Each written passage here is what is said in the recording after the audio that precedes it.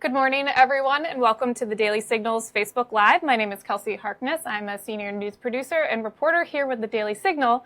And today we are joined by Kayleigh McEnany, spokeswoman for the RNC and also author of the new book, The New American Revolution.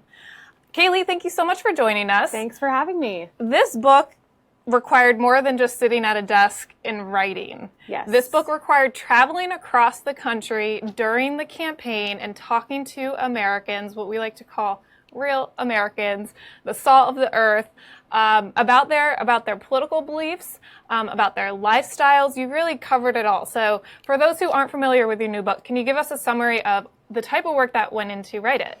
It was a lot of work. As you mentioned, crisscrossing the country, traveling the heartland, going to tiny little towns very far away from big airports like McBee, South Carolina, Lakeway, Texas, Texarkana, Arkansas, really just all over. And I thought it was so important to leave the confines of the Manhattan newsroom and the swamp of D.C. and go and meet the people.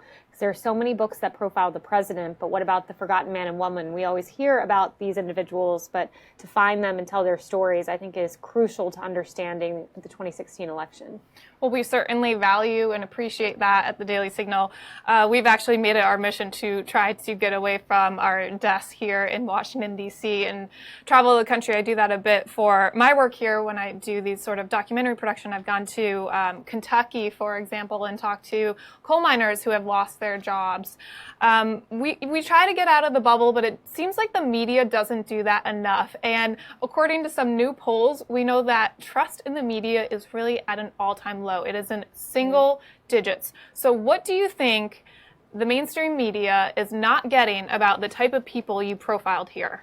Well, first of all, they tend to group them together and summarize them and in some cases demonize them. I mean, I remember sitting on set and they would play at CNN, they would play, clips of Trump voters, and you would hear some of your Democratic colleagues laugh because there was just a misunderstanding of the Trump voter and just, I think, of conservative voters generally.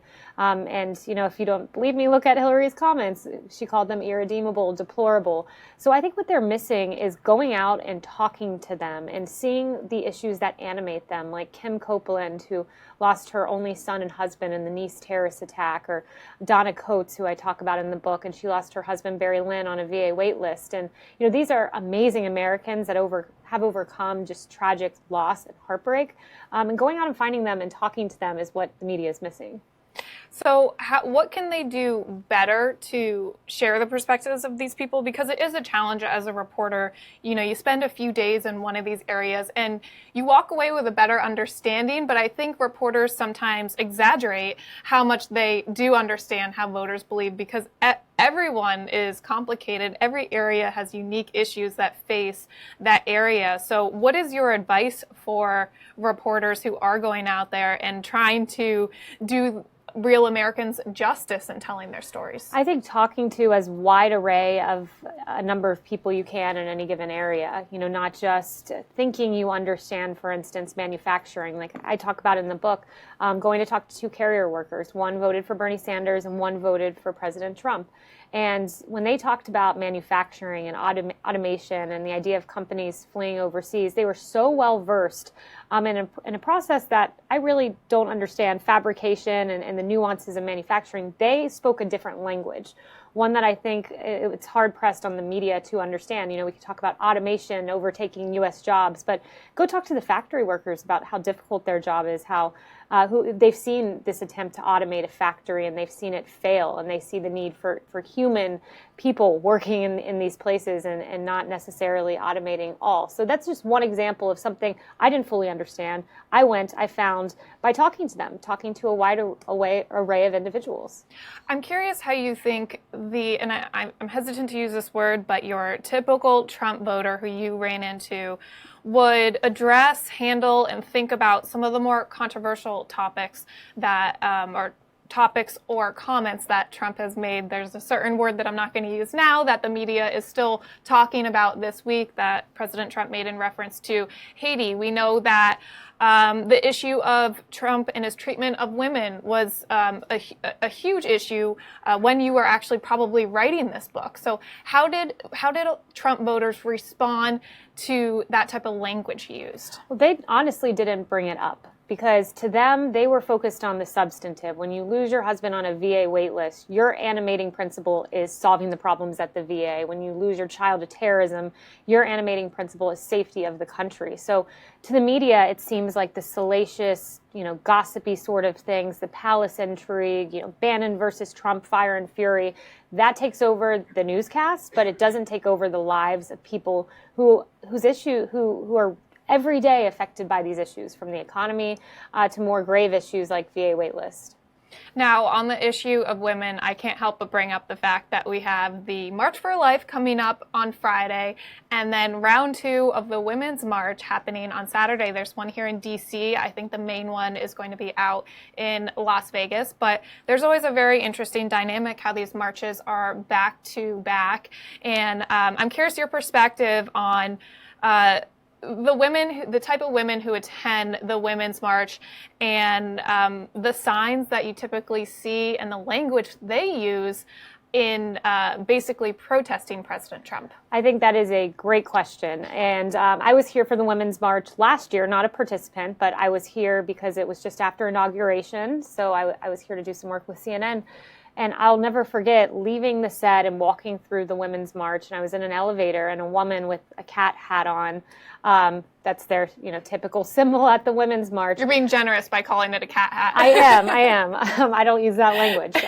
But she looked at me and she goes, "You don't look like you're here for the Women's March." And it struck me when she said that to me, because not only did they ostracize pro-life groups from attending, they didn't allow them to participate. Now you have to look a certain way in order to be a feminist or to identify with a movement. And to me, that just has always kind of framed the way I've seen this march. It's very narrow. They say to be a feminist, you have to be pro-choice. You have to want free contraception. And there are a lot of women out there, conservative women, who consider themselves feminist and strong women, but also don't have to eschew their pro-life, pro-family values. I'm curious if the topic of feminism ever came up when you were out throughout the country talking to women and what their views on feminism are. Yeah, it really didn't. And I think it speaks to why I think conservatives better represent women as a whole. I was at the White House this week for an event, and I forget the exact phrase, but it was something, it was a women's event, and the White House had dubbed it as, as women, we care about all issues. Because I think liberals tend to view women through the prisms of their sexuality when it comes to contraception or abortion, and they think that this is all women care about. Whereas conservatives look at women and think they're animated by terrorism, by the VA waitlist, by policing, by the same issues that men care about. So I think the women I interviewed were strong women, but they cared about all issues, not narrow feminist issues. Now, the New American Revolution, I assume, is in most bookstores throughout the United States. I'm curious, who is the type of audience who would appreciate what you've written here? Well, I really think it's both liberals who might misunderstand the Trump voter and want to come to know them better, but also I think conservative readers, men and women in the heartland, will really identify with the faith aspect of my book. And when government didn't show up to help these individuals, God did through their darkest hour. So I think if you're an evangelical voter, a social voter, you will really identify with the heroism, I think, of many of the people I profile. Well, before I let you go, I do want to ask one more follow-up question since you brought faith up. I know religious liberty was a big theme in this book.